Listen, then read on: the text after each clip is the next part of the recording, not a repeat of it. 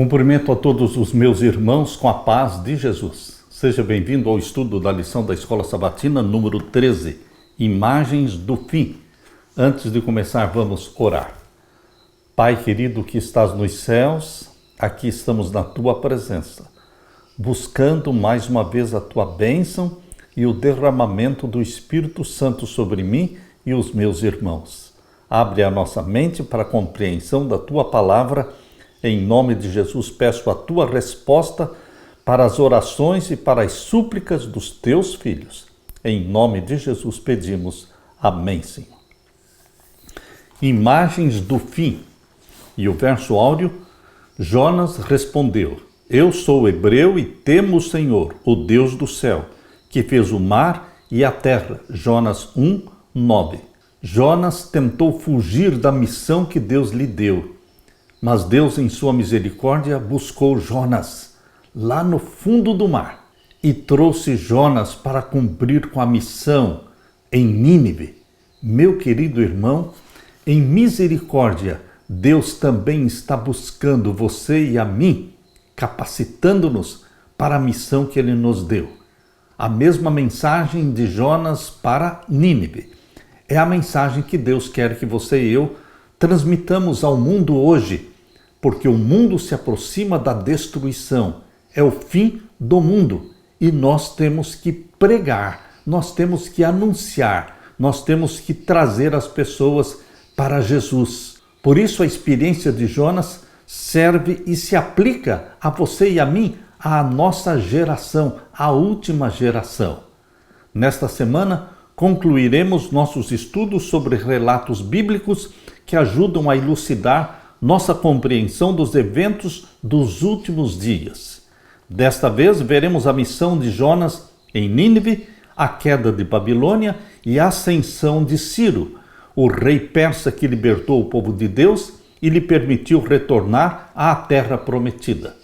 Assim como nas outras histórias que examinamos, esses relatos históricos têm significado profundo para cada geração. Contudo, também tem relevância especial para as gerações que vivem antes do retorno de Cristo. Você e eu somos desta geração, vivendo antes do retorno de Cristo. Nós vamos assistir à volta de Jesus em vida. Podemos extrair desses relatos elementos que nos ajudam a compreender o que chamamos de verdade presente.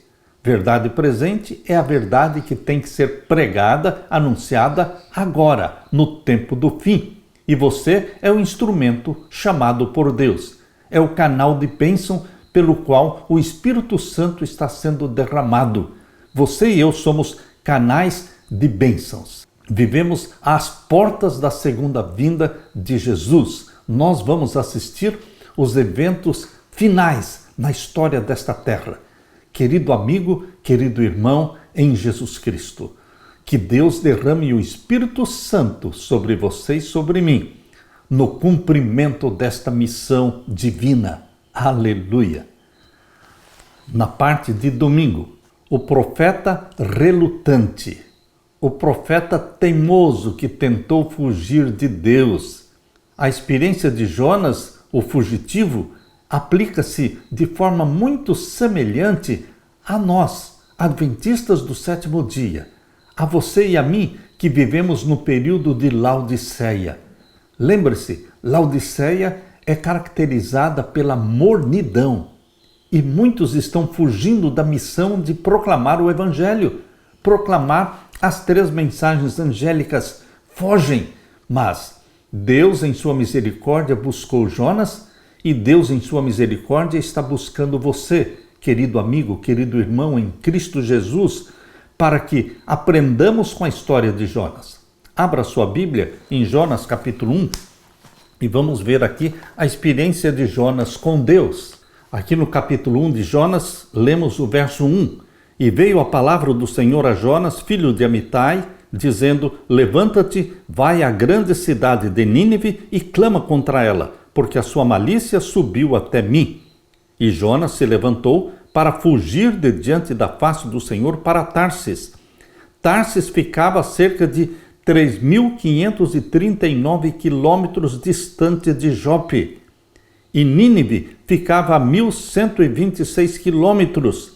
Portanto, meu querido irmão, Jonas obedeceu exatamente o oposto da vontade divina.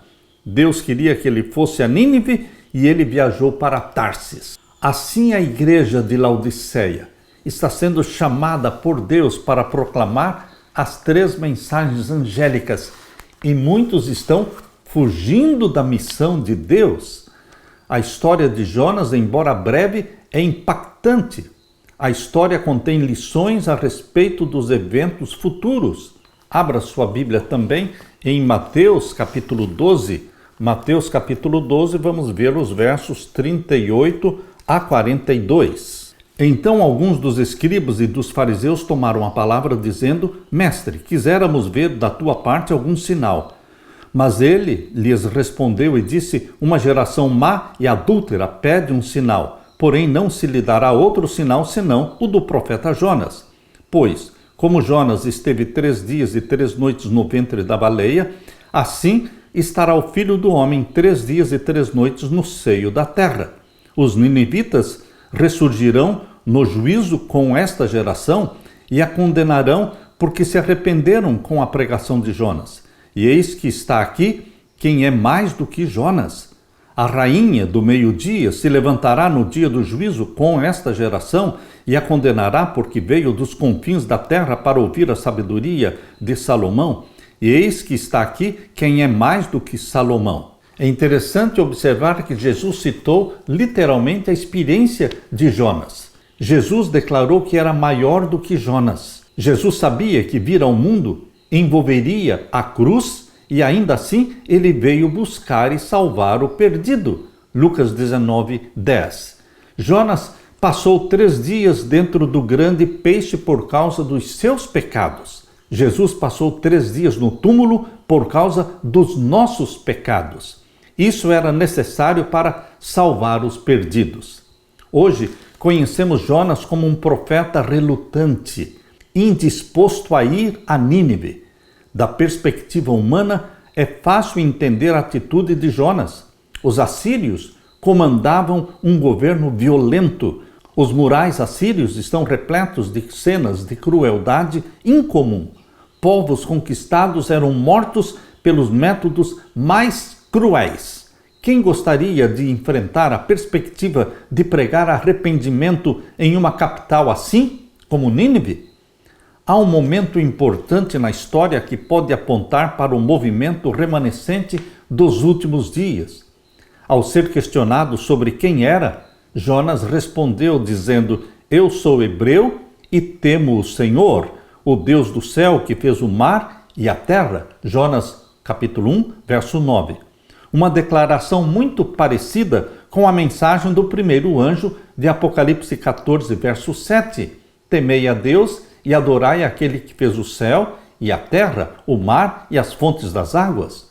Assim como Jonas se declarou adorador do Deus criador dos céus e da terra, também nós, no movimento profético adventista, temos a mensagem angélica chamando a atenção do mundo para Deus, o Criador dos céus e da terra. A ênfase de Jonas no Senhor como aquele que fez o mar e a terra, obviamente aponta para ele como Criador. Esse fato é fundamental para o motivo pelo qual devemos adorar a Deus. E a adoração é central para os eventos dos últimos dias. Ao mesmo tempo, nós também somos acusados de pregar uma mensagem potencialmente impopular na Babilônia espiritual. Assim como a mensagem de Jonas para Nínive era uma mensagem que alarmava, que mexeu com o coração do povo, assim também hoje a mensagem que Deus deu para você é uma mensagem que alarma. Por quê? É uma advertência pesada. Quando Deus diz: saia de Babilônia, povo meu, Apocalipse 18, verso 4. Ele indica que essas pessoas devem se arrepender.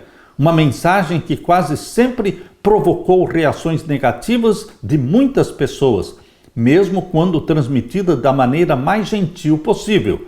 Quem de nós, ao testemunhar Não recebeu respostas negativas ou mesmo hostis?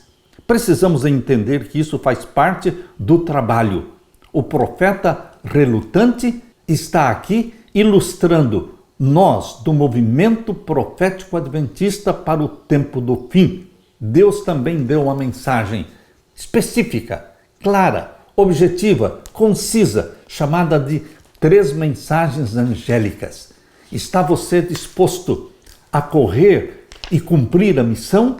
Ou está você disposto a fugir de Deus para Tarsis? Onde você está se escondendo de Deus? Onde você estiver, Deus irá ali e vai despertá-lo do sono, da letargia espiritual, da mornidão, e vai derramar sobre você o Espírito Santo, capacitando-o para cumprir com a missão. Aleluia! Na parte de segunda-feira, obra de arrependimento. Jonas tinha uma mensagem bem distinta para o povo de Nínive. Jonas começou a percorrer a cidade caminho de um dia e pregava dizendo: ainda 40 dias e Nínive será destruída. Jonas capítulo 3 e o verso 4. Parece claro que o lugar estava condenado à destruição. Afinal, essa não era uma palavra enviada diretamente de um profeta do Senhor? Sim, Jonas estava ali em nome do Deus de Israel. No entanto, o que aconteceu com Nínive? Nínive se quebrantou, Nínive se arrependeu. O que Jonas nem mesmo sonhava que iria acontecer, aconteceu. Meu querido irmão, quando Deus nos incumbe de pregar uma mensagem, não cabe a você ou a mim ficar avaliando a mensagem se compensa pregar, se as pessoas vão se arrepender, se as pessoas vão aceitar ou não a mensagem dos 3 anjos. Não compete a mim ou a você avaliar isso. A nossa missão é pregar. O Espírito Santo está à nossa disposição para possuir a nossa mente, coordenar os nossos pensamentos e palavras, ungir os nossos lábios para que preguemos a mensagem. Os resultados ficam com Deus. Nossa missão é pregar, cumprir com a ordem de Deus. Vamos ler Jonas capítulo 3, vamos ler os versos 5 a 10. E os homens de Nínive creram em Deus e proclamaram um jejum e vestiram-se de saco, desde o maior até o menor. Vocês acham que Jonas poderia, pelo menos, sonhar que isso iria acontecer? Não. Ele tinha um conceito muito negativo acerca dos ninivitas. Ele foi simplesmente por desencargo de consciência pregar a mensagem que Deus pediu para ele pregar. Mas ele não achava que o povo ia ouvir o apelo, se arrepender dos seus pecados. Afinal de contas, era um povo pagão, era um povo que estava distante de Deus. E aqui diz, capítulo 3 de Jonas, verso 5, que os homens de Nínive creram em Deus. Como assim creram em Deus? Você também duvida que o povo hoje vai crer na mensagem dos 3 anjos? Não cabe a você e a mim avaliar os resultados. Nós temos que pregar a mensagem, mesmo sendo ela impopular. Aqui diz que os homens de Nínive creram em Deus e proclamaram um jejum e vestiram-se de saco, desde o maior até o menor. Verso 6. Porque esta palavra chegou ao rei de Nínive, e levantou-se do seu trono, e tirou de si os seus vestidos, e cobriu-se de saco, e assentou-se sobre a cinza. Veja a reação do próprio rei. A mensagem atingiu o coração do rei e atingiu o coração do povo. Queridos, um simples homem, um homem possuído pelo Espírito Santo, andando pelas ruas de Nínive, pregando uma mensagem de advertência e de arrependimento. Deus usou esta mensagem para converter uma cidade grande. Uma cidade grande. O que Deus pode fazer através de você? O que Deus pode fazer por nosso intermédio? Nós não conseguimos imaginar.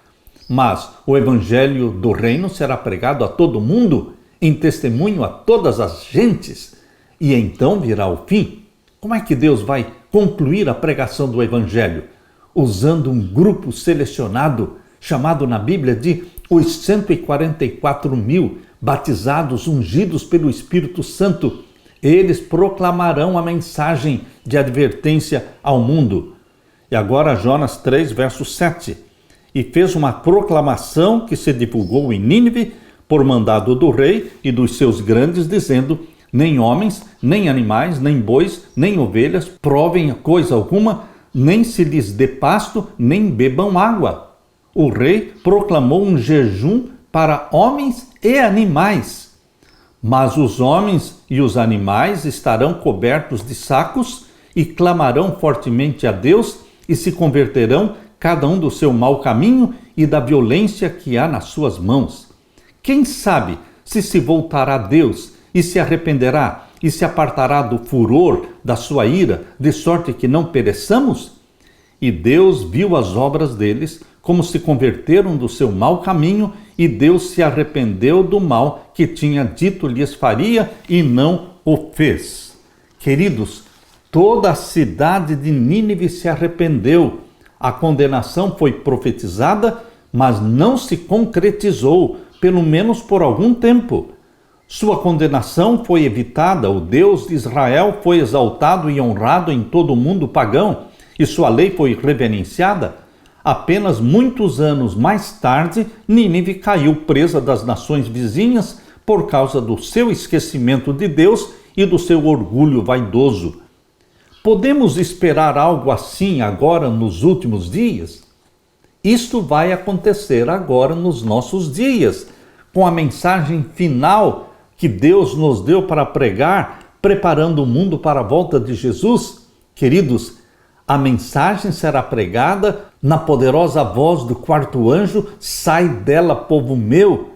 Queridos, esta mensagem será pregada e o resultado será maravilhoso, porque a multidão dos conversos do tempo do fim, a multidão é descrita ali em Apocalipse 7, verso 9, como uma multidão que ninguém podia contar. E eles sairão de Babilônia e se unirão aos que guardam os mandamentos de Deus e têm a fé de Jesus. Sim, neste tempo que se chama hoje, nós vamos pregar como Jonas e vamos ver os resultados maravilhosos. Em todo o mundo haverá muitas pessoas que atenderão ao chamado: saiam dela, povo meu, para que vocês não sejam cúmplices em seus pecados e para que os seus flagelos não caiam sobre vocês. Apocalipse 18, verso 4. Em todo o mundo, as pessoas tomarão posição e, desafiando a besta, guardarão os mandamentos de Deus e a fé em Jesus Cristo. Apocalipse 14, verso 12. Essas pessoas, como também aquelas lá de Nínive, serão livradas do juízo que recairá sobre os perdidos. Ao mesmo tempo, deveremos lembrar de que algumas profecias, como o anúncio da destruição de Nínive, eram profecias condicionais. As profecias condicionais poderiam se cumprir ou não, dependendo da reação do povo. No caso de Nínive, a profecia não se cumpriu porque o povo se arrependeu, confessou os pecados e Deus não destruiu Nínive. Mas, queridos, nós temos em Daniel e Apocalipse profecias que não são condicionais. Essas profecias serão cumpridas, quer haja arrependimento, quer haja conversões ou não. As profecias de Daniel e de Apocalipse serão cumpridas, porque não são condicionais. Elas vão se cumprir, não importa a resposta humana. As profecias messiânicas sobre a primeira e a segunda vinda de Cristo, a marca da besta, as últimas pragas, a perseguição do fim dos tempos, elas ocorrerão independentemente do que os seres humanos façam. As obras e as escolhas das pessoas determinarão apenas de que lado elas estarão quando se cumprirem os eventos escatológicos do tempo do fim, preditos pelos profetas. Nossa missão é pregar. Os resultados serão maravilhosos, porque a conversão como nunca houve. Lembre-se, no início do Evangelho, quando a chuva temporã do Espírito Santo foi derramada sobre os discípulos, Pedro pregou um sermão e como resultado se converteram 3.000 almas. Depois 5.000 e foi se multiplicando o número dos conversos. Cada dia os conversos estavam vindo e se agregando à Igreja de Cristo. Este foi o resultado da chuva temporã do Espírito Santo. Mas nós estamos aguardando agora, para os nossos dias, a chuva serôdia do Espírito Santo. E ungidos pela chuva serôdia do Espírito Santo, nós seremos possessões do Espírito Santo e proclamadores das 3 mensagens angélicas de forma impactante, concisa, na voz do 4º anjo de Apocalipse 18. A voz do poderoso anjo de Apocalipse 18 é a pregação das 3 mensagens angélicas de forma concisa, compacta, impactante, que vai resultar na conversão da multidão que ninguém podia contar. Entre para o time dos pregadores, dos remanescentes, dos anunciadores das boas novas. Jesus está voltando. Nós recebemos a missão de Jesus Cristo de preparar um povo para a sua segunda vinda. Esta é a sua missão, meu irmão. É a minha missão. E Deus derrama sobre nós o Espírito Santo. Aleluia! Na parte de terça-feira, o banquete de Belsazar. Aqui nós temos em Daniel capítulo 5 a história do rei Belsazar. Um banquete, um carnaval feito, profanando os vasos sagrados que foram trazidos do templo de Jerusalém. Ele desafiou o Deus de Israel, o Santo de Israel. Depois que Nínive foi conquistada no ano 612 a.C., por um exército de coalizão que incluía medos e babilônios, liderados pelo pai de Nabucodonosor. O pai de Nabucodonosor conquistou Nínive. Babilônia então experimentou um renascimento, como a cidade não via desde os dias de Hammurabi, seu grande legislador.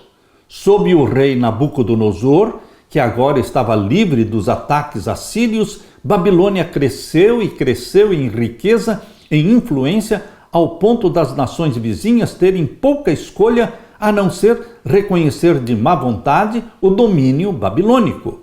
Ela era a rainha do mundo e as nações que desejavam prosperar declaravam sua lealdade à Babilônia.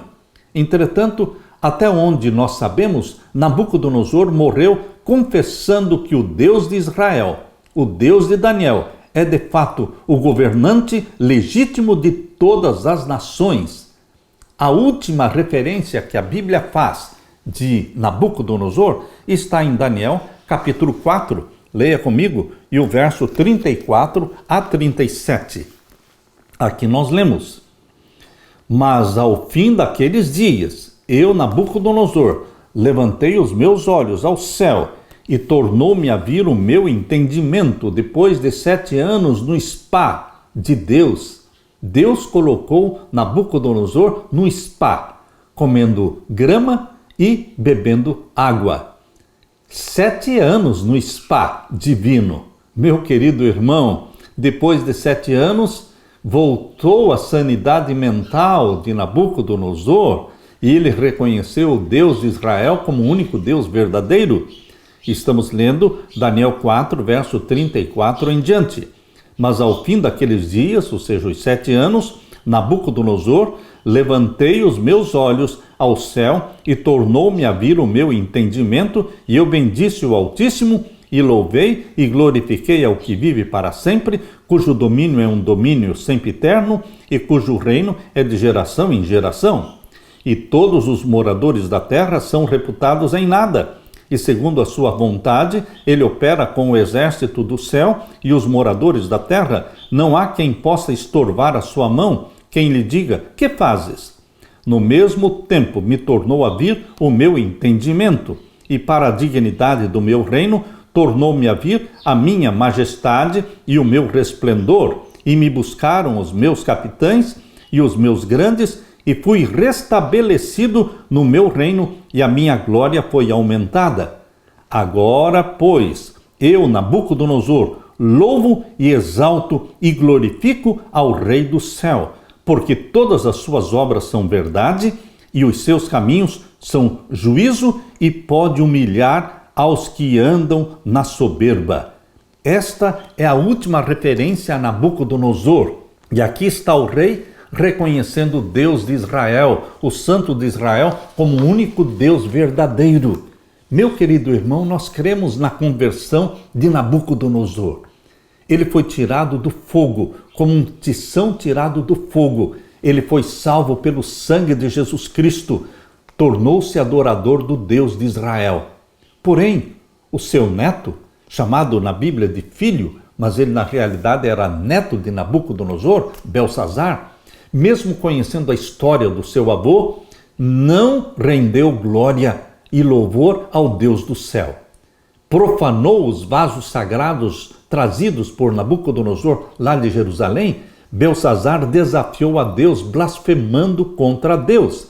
A história de Belsazar aqui na Bíblia, em Daniel capítulo 5, está como uma história de advertência.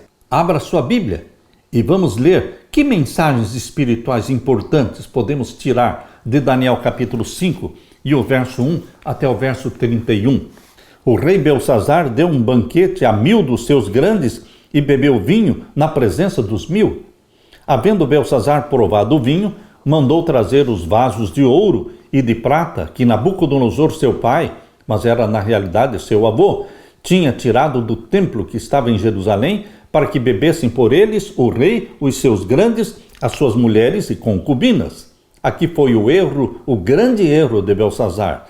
Ele blasfemou contra Deus quando apanhou os vasos sagrados trazidos de Jerusalém e bebeu vinho com as suas mulheres e concubinas. Então trouxeram os vasos de ouro, verso 3, que foram trazidos do templo da casa de Deus que estava em Jerusalém, e beberam por eles o rei, os seus grandes, as suas mulheres e concubinas. Beberam o vinho e deram louvores aos deuses de ouro, de prata, de cobre, de ferro, de madeira e de pedra. Observe que os deuses adorados aqui e mencionados aqui são 6 deuses: de ouro, de prata, de cobre, de ferro, de madeira e de pedra. 6 deuses. O número 6 aparece de forma marcante no capítulo 3, quando menciona a estátua que Nabucodonosor mandou construir todinha de ouro, que era 60 de altura, 60 côvados de altura e 6 côvados de largura. Também aqui no capítulo 3, quando fala da banda que iria tocar, e quando a banda tocasse, todos deveriam se ajoelhar diante da estátua. Esta banda mencionada aqui no capítulo 3 também fala de 6 tipos de instrumentos. Capítulo 3, verso 5. A banda era composta pela buzina, pelo pífaro, harpa, sambuca, saltério, gaita de foles. 6 tipos de instrumentos. Agora, novamente, no capítulo 5, o número 6 se destaca. Eram 6 tipos de deuses falsos adorados por Belsazar. Capítulo 5, verso 4. Deuses de ouro, de prata, de cobre, de ferro, de madeira e de pedra. Queridos, sempre que um poder humano se levanta contra Deus, ele é marcado pelo número 6. Por isso, no Apocalipse capítulo 13, o poder que quer ser adorado no tempo do fim, a besta que subiu do mar, com a ajuda e com apoio da besta que subiu da terra, eles são marcados pelo número 6, 666, uma tríplice rebelião contra Deus, rejeitando o número 7, que representa Deus como Criador dos céus e da terra. 666 é uma rejeição. Por quê? Obviamente o número 6 deveria ser seguido pelo número 7, mas quando o número 6 é seguido por outro número 6 e outro número 6, é uma rebelião, é uma rejeição contra Deus, representado no número 7, como sendo o Criador dos céus e da terra. Aqui no capítulo 5 de Daniel, é declarado que Belsazar adorou 6 tipos de deuses: ouro, prata, cobre, ferro, madeira e pedra. E agora o capítulo 5, verso 5 diz: na mesma hora apareceram uns dedos de mão de homem, e escreviam defronte do castiçal na estucada parede do palácio real, e o rei via a parte da mão que estava escrevendo. Então se mudou o semblante do rei, e os seus pensamentos o turbaram, as juntas dos seus lombos se relaxaram e os seus joelhos bateram um no outro. E ordenou o rei com força que se introduzissem os astrólogos, os caldeus, os adivinhadores, e falou o rei e disse aos sábios de Babilônia: qualquer que ler esta escritura e me declarar a sua interpretação, será vestido de púrpura e trará uma cadeia de ouro ao pescoço e será no reino o terceiro dominador.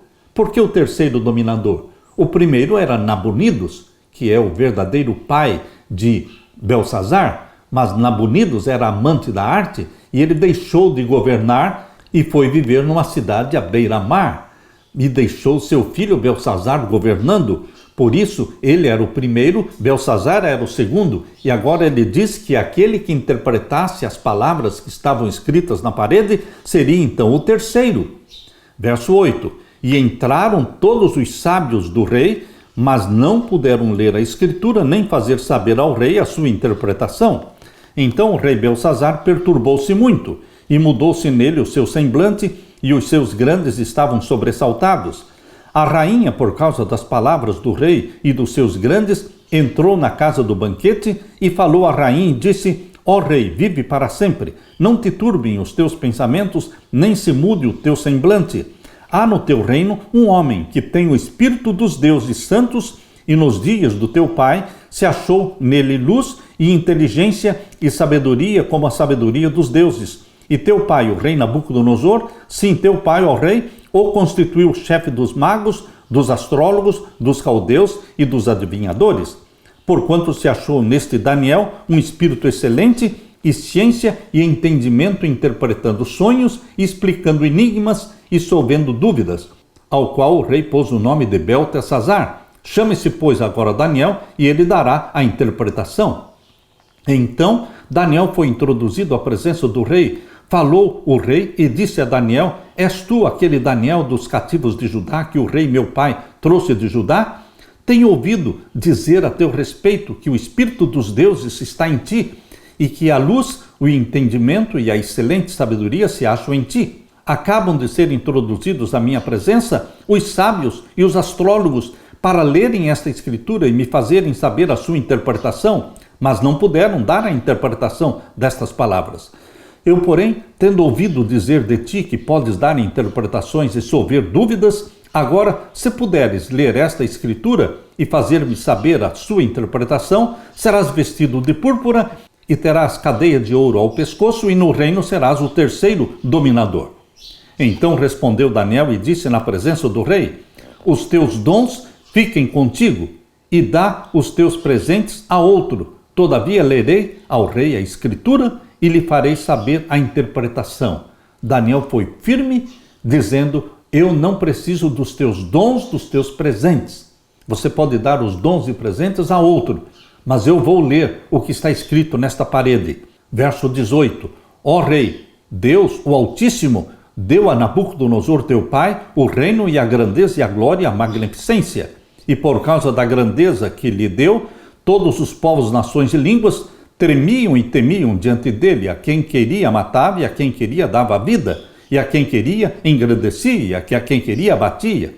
Mas quando o seu coração se exaltou e o seu espírito se endureceu em soberba, foi derribado do seu trono real e passou dele a sua glória.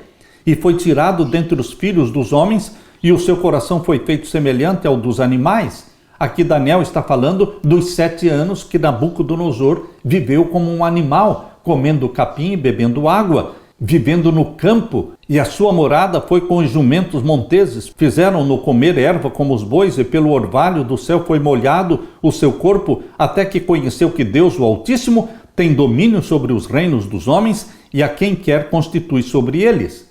Ora, Belsazar conhecia toda essa história, mas Daniel repetiu a história diante de Belsazar para refrescar a memória dele. E agora o verso 22. E tu, seu filho Belsazar, não humilhaste o teu coração, ainda que soubeste tudo isto. Ou seja, Belsazar pecou conscientemente. Ele tinha conhecimento da história de Nabucodonosor, da conversão de Nabucodonosor, e mesmo assim preferiu blasfemar contra o Deus de Israel, que era o Deus de Nabucodonosor também, porque Nabucodonosor se converteu ao Deus de Israel. Verso 23. E te levantaste contra o Senhor do céu, pois foram trazidos os vasos da casa dele perante ti, e tu, os teus grandes e as tuas mulheres e as tuas concubinas, bebestes vinho por eles. Além disso, deste louvores aos deuses, a 6 deuses, aos deuses de prata, de ouro, de cobre, de ferro, de madeira e de pedra, que não veem, que não ouvem, que nem sabem, mas a Deus em cuja mão está a tua vida e todos os teus caminhos, a ele não glorificaste. Então dele foi enviada aquela parte da mão e escreveu esta escritura. Esta, pois, é a escritura que se escreveu: Mene, Mene, Tekel, Ufarsim. Esta é a interpretação daquilo. Mene, contou Deus o teu reino e o acabou. Tekel, pesado foste na balança e foste achado em falta. Pérez, dividido foi o teu reino e deu-se aos medos e aos persas. Verso 29, então mandou Belsazar que vestissem a Daniel de púrpura e que lhe pusessem uma cadeia de ouro ao pescoço e proclamassem a respeito dele que havia de ser o terceiro dominador do reino. Naquela mesma noite foi morto Belsazar, rei dos caldeus, e Dario, o Medo, ocupou o reino na idade de 62 anos. Queridos, naquela mesma noite, a profecia se cumpriu, porque Babilônia foi invadida. Dario e Ciro, tio e sobrinho. Dario, o Medo, e Ciro, o persa, se uniram para conquistar Babilônia. Eles desviaram o curso do rio Eufrates, deixando o leito do rio seco. E então, através do leito do rio Eufrates, eles entraram na cidade de Babilônia, e ela foi conquistada naquela mesma noite. Meu querido irmão, talvez a parte mais triste do relato de Daniel capítulo 5 seja o verso 22. Capítulo 5, verso 22. E tu, seu filho Belsazar, não humilhaste o teu coração, ainda que soubeste tudo isto. Deus responsabiliza aqueles que têm conhecimento da verdade. Deus não leva em conta o tempo da ignorância. Em Atos capítulo 17 e o verso 30 diz assim: mas Deus, não tendo em conta os tempos da ignorância, anuncia agora a todos os homens em todo lugar que se arrependam, porquanto tem determinado um dia em que com justiça há de julgar o mundo, por meio do varão que destinou, e disso deu certeza a todos, ressuscitando-o dos mortos. Deus não leva em conta o tempo da ignorância, mas ele quer que todos tomem conhecimento da verdade. Porém, aqueles que conhecem a verdade, como no caso de Belsazar, que conhecia a história de Nabucodonosor, ele foi responsabilizado pelos seus pecados conscientes e voluntários. Ao usar os utensílios do templo de modo profano, ele, Belsazar, provavelmente estava ressaltando o fato de que Babilônia havia conquistado os judeus e agora possuía os artigos religiosos do Deus de Israel. Ou seja, eles ainda tinham supremacia sobre Deus. Mas com Deus não se brinca. Foi um ato de desafio total. Embora Belsazar tivesse evidências mais do que suficientes e até provas da verdade, ele tinha um conhecimento suficiente para entender a verdade. O problema era o seu coração rebelde. Nos últimos dias, quando a crise final irromper sobre o mundo, as pessoas também terão a oportunidade de conhecer a verdade. E, embora uma multidão que ninguém podia contar vai se converter, abraçando a Jesus Cristo e se unindo aos que guardam os mandamentos de Deus, muitos, a maioria, vai continuar sendo rebelde contra Deus, o que determinará a sua escolha, assim como aconteceu com Belsazar. Também, agora no tempo do fim, os rebeldes serão destruídos. Meu querido irmão, nós que conhecemos toda essa história, nós que fomos chamados por Deus para ser os anunciadores desta mensagem, agora no tempo do fim, não podemos nos calar. Assim como Daniel se levantou diante de Belsazar, você e eu somos chamados por Deus para nos levantar diante de reis, rainhas, presidentes, líderes, e deveremos proclamar a mensagem que Deus nos deu para ser proclamada. Porque o Deus de Israel O Santo de Israel deve ser exaltado acima de tudo e de todos, porque só Ele é Deus, Criador dos céus e da terra. Ele é o Deus de Abraão, de Isaque e de Jacó. Ele é o seu Deus, é o meu Deus. A Ele toda a glória. Aleluia. Na parte de quarta-feira, o secamento do Eufrates. O rio Eufrates foi desviado do seu curso natural. E então eles, os inimigos de Babilônia, puderam penetrar em Babilônia, entrando exatamente pelo curso do rio Eufrates. Um dos pontos fortes de Babilônia era a maneira como o rio Eufrates passava por baixo das suas muralhas, fornecendo à cidade um suprimento ilimitado de água. Isso também provou ser a sua fraqueza. Nitocris, uma antiga rainha babilônica, havia criado obras de terra ao longo do rio Eufrates para desenvolvê-lo como uma rota para a cidade, e no processo desviou o rio Eufrates para um pântano, permitindo que as equipes trabalhassem confortavelmente. Ciro, o persa, percebeu que poderia também fazer a mesma coisa, desviar o curso do rio Eufrates para o pântano, secando então o leito do rio e permitindo que os soldados entrassem em Babilônia pelo leito do rio Eufrates, secando o Eufrates o suficiente para que pudessem marchar confortavelmente com suas tropas por baixo do muro. Uma vez dentro dos muros da cidade de Babilônia, Ciro e os seus soldados encontraram os muros defensivos que seguiam o rio pela cidade desprotegidos. Os muros estavam desprotegidos e a cidade foi tomada em uma única noite. O antigo historiador grego Heródoto relata que aqueles que viviam no centro de Babilônia não tinham ideia de que os subúrbios haviam caído, pois era uma época de festival e todos estavam dançando e se entregando aos prazeres. Queridos, Heródoto está falando de uma festa onde todos dançavam e bebiam quando Babilônia foi tomada. Essa é a festa relatada em Daniel capítulo 5. Vamos ler Daniel capítulo 5, versos 18 a 31. Quando nós comparamos o relato de Daniel capítulo 5, do verso 18 até o verso 31, quando nós comparamos com Apocalipse 16, abra sua Bíblia, comparando com Apocalipse 16 e os versos 12 a 19, aqui está a sexta praga. Apocalipse 16, versos 12 a 19, está falando do secamento do rio Eufrates. Aquilo que aconteceu lá na queda de Babilônia, Babilônia literal, no tempo de Belsazar, foi usado por Deus para ilustrar a queda da Babilônia espiritual. A Babilônia espiritual de Apocalipse 16 não é outra senão Roma, o Vaticano.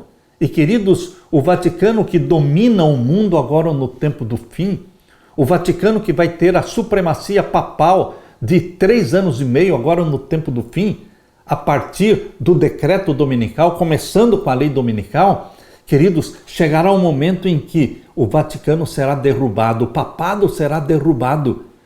O secamento do rio Eufrates aqui é simbólico, porque águas em profecia simbolizam povos, multidões, nações e línguas. É isso que diz Apocalipse 17, verso 15. Então, estas águas, estes povos que apoiam o domínio papal no tempo do fim, esses povos, esses líderes mundiais, vão retirar o apoio papal. Por isso a Bíblia fala de secamento do rio Eufrates, quando o apoio dado ao papado será retirado, permitindo que o papado seja derrubado no tempo do fim. Meu querido irmão, é exatamente isso que está sendo mencionado aqui na sexta praga, Apocalipse 16, verso 12 em diante. E o sexto anjo derramou a sua taça sobre o grande rio Eufrates. Lembre-se que a quinta praga fala sobre o trono da besta, verso 10. E o quinto anjo derramou a sua taça sobre o trono da besta, que é o trono do papado, que é o Vaticano. E a sexta também está falando do trono da besta.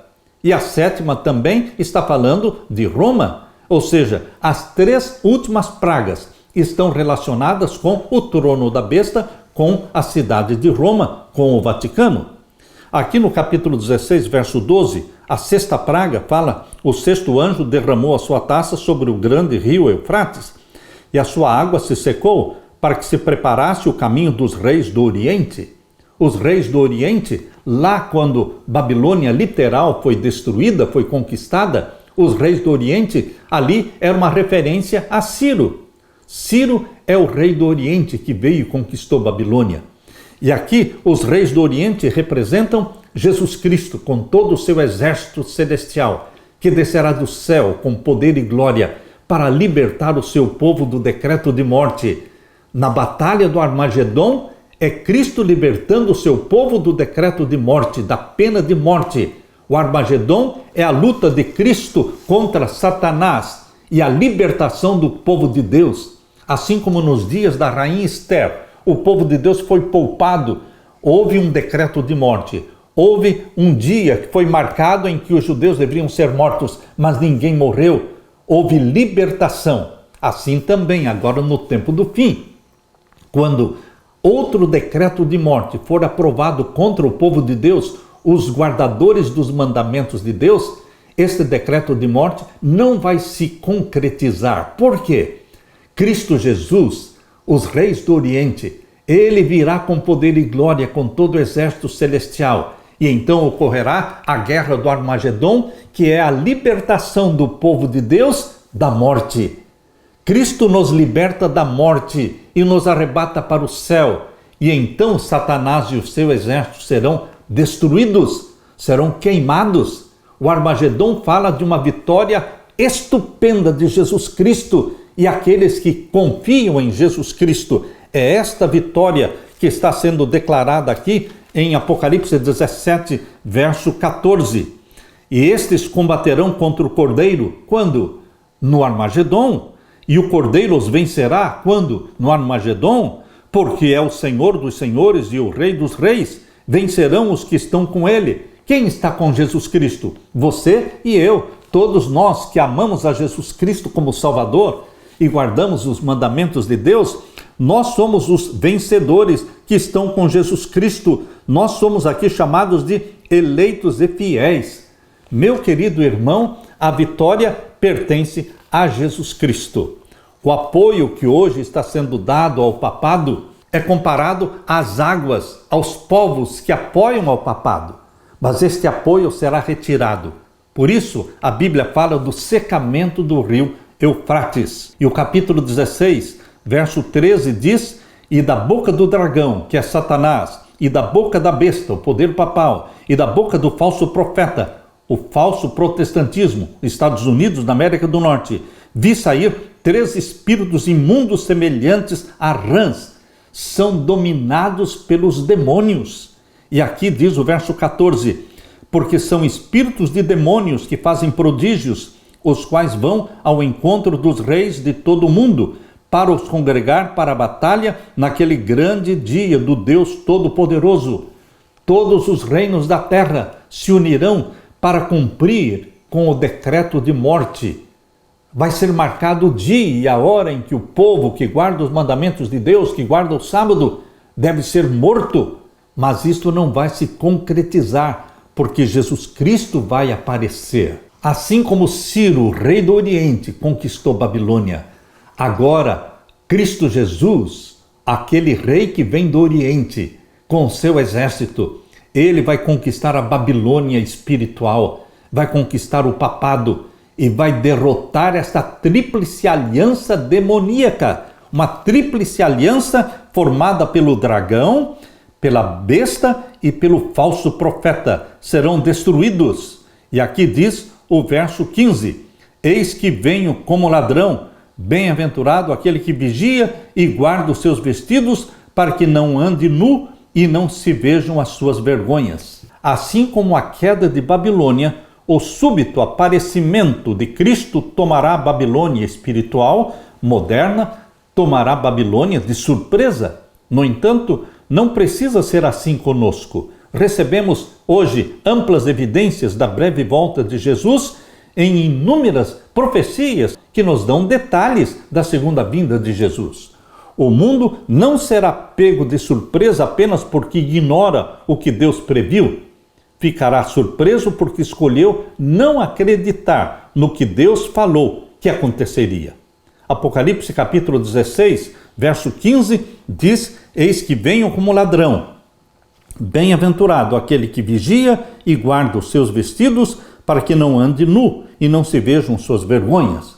Quando a Bíblia diz não ande nu, está se referindo àqueles que rejeitaram a vestimenta da justiça de nosso Senhor Jesus Cristo. Aqueles que não estão vestidos pelos vestidos brancos, pelos vestidos de linho fino, puro e resplandecente, que representam a justiça de Cristo imputada e comunicada a você.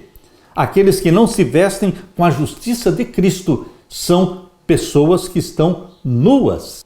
E porque estão destituídas das vestimentas da justiça de Cristo, serão destruídas.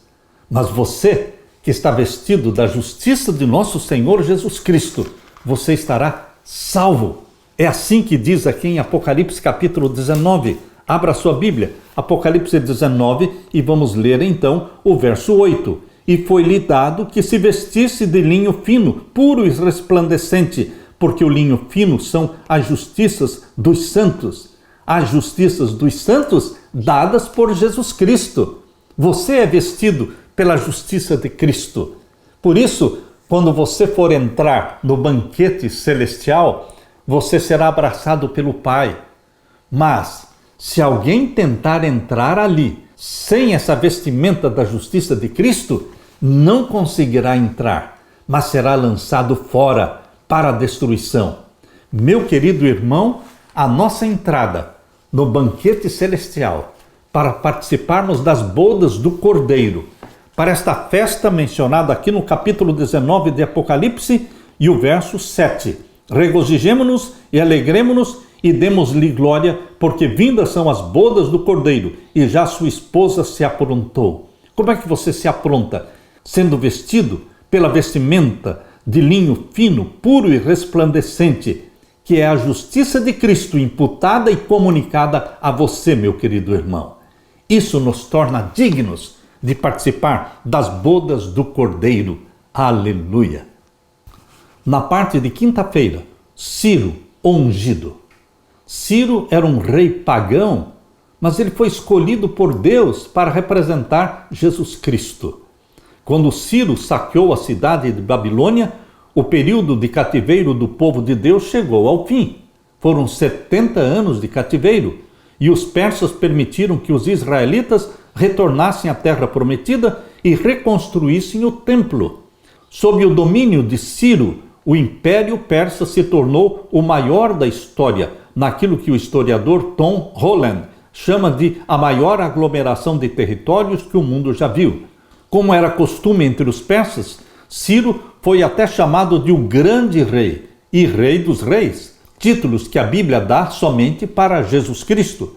Ele prenuncia o que acontecerá quando Cristo retornar para a sua igreja.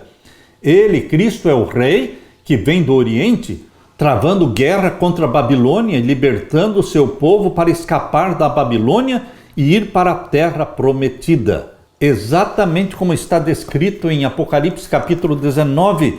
Leia comigo, capítulo 19 de Apocalipse, agora os versos 11 até o verso 16. Aqui está a mais linda descrição da volta de Jesus. Capítulo 19 de Apocalipse, verso 11 em diante. E vi o céu aberto, e eis um cavalo branco, e o que estava sentado sobre ele chama-se Fiel e Verdadeiro, e julga e peleja com justiça. O cavaleiro deste cavalo branco é Jesus Cristo, que vem vencendo e para vencer. E o verso 12, e os seus olhos eram como chama de fogo, e sobre a sua cabeça havia muitos diademas, e tinha um nome escrito que ninguém sabia senão ele mesmo. E estava vestido de uma veste salpicada de sangue. Nós, os filhos de Deus, estaremos vestidos de vestimentas de linho fino, puro e resplandecente, como diz capítulo 19, verso 8.